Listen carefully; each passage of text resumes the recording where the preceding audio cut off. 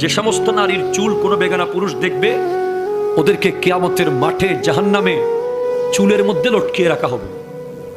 2, যে সমস্ত নারী স্বামীর সাথে তর্ক করে কথায় কথায়,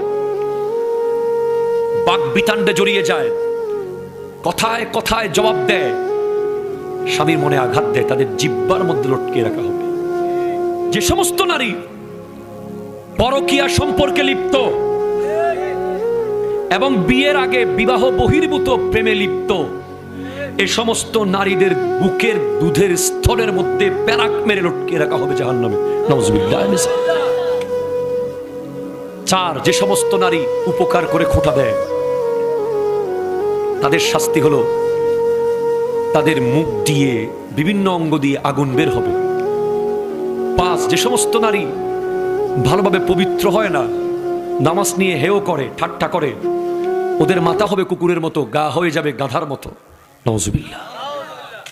অথবা যাদের হাত পা বেঁধে রাখা হয়েছে, সাপ বিচ্ছু ছেড়ে দেওয়া হয়েছে, এরাই শাস্তিটা পাবে।